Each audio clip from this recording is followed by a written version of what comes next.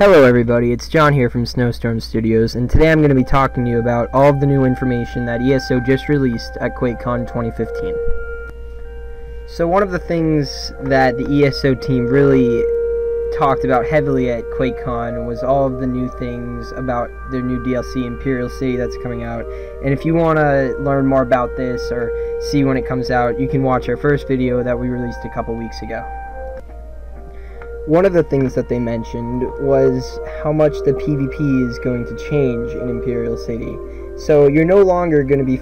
focusing on putting up siege weapons and trying to take castles, but you're all going to be stuck in small buildings and alleys in close quarter PvP, which is really going to add a cool new dynamic to the whole Cyrodiil PvP thing. Another thing that the ESO team mentioned was just how much they wanted the Imperial City to look like it did in Oblivion. So they really put a lot of detail and effort into making the structures the same and making the building style the same, that I'm really excited to see when I go in there and play.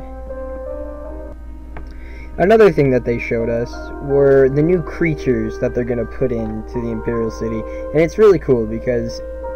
in the city you can not only fight the other players, but there's a lot of PvE action going on too. And my personal favorite creature that they're adding is this jacked version of the Winged Twilight, and it's going to be called the Grievous Twilight, which I think is going to be pretty awesome to fight.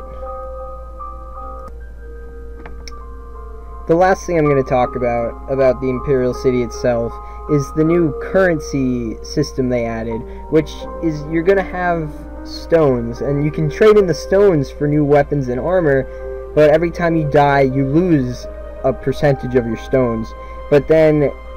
again, it works because when you kill another player you get some of their stones, so it'll add a cool new dynamic of really trying to stay alive and not just throwing yourself out as a meat shield like you may have done in the past. And again, if you want to know any more about the Imperial City that I haven't mentioned here, just go watch our other video that we talk a lot more in depth about all the cool new things that they're adding. Another cool thing that we got to be informed about at QuakeCon was the new way you can now play with other players who aren't in your alliance. And I think this is really cool because now, if you're not someone who likes to quest in groups, you can quest on your own in a different alliance, while your guild mates and crew mates can be in the other alliances, and then when you all want to join up for a dungeon or a boss fight, you can, and then go back to questing alone. I personally think that's really awesome, because when I first started playing the game, one of my friends was in the Dominion and I was in the Covenant, and we had both put a lot of time into our characters, and we both decided we wanted to do a dungeon together, but then couldn't because we weren't in the same alliance, and that really stunk because one of us was now going to have to start an entirely new character in the other's alliance to do things with them. Another thing that we learned was that the ESO team plans on completely removing the veteran rank system. And I don't know how I feel about that, because it's nice to know how far behind or how far ahead you are of other players, so you know where to put yourself to just line up perfect and maybe not be like the strongest person out there, but then not be the worst. And what they're planning to do is make the whole, after you pass level 50, is now your entire rank is going to be through your champion points, and that'll level you up and make you stronger like veteran ranks do now.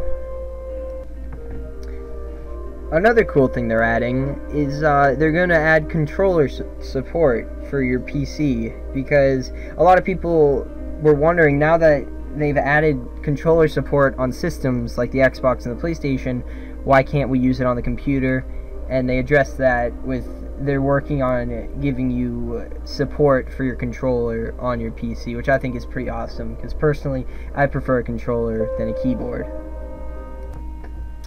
So once the game went free to play and the first DLC was announced, a lot of people, including myself, were wondering, were they not going to give us the updates with new things anymore, instead turn them into DLCs? And the question out was yes. So they addressed this,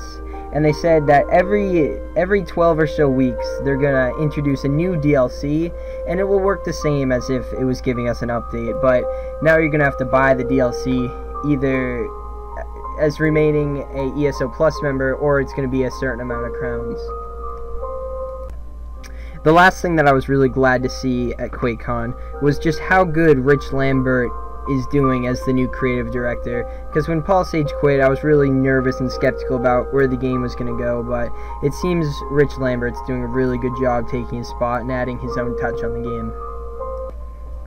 Alright guys, thanks for watching. Please like and subscribe, and remember that if you're as excited for Imperial City as I am, it's going to be up on the playable test server next week, so just download it. Anyone can download it, and it's totally free to play. Thank you. Please like and subscribe.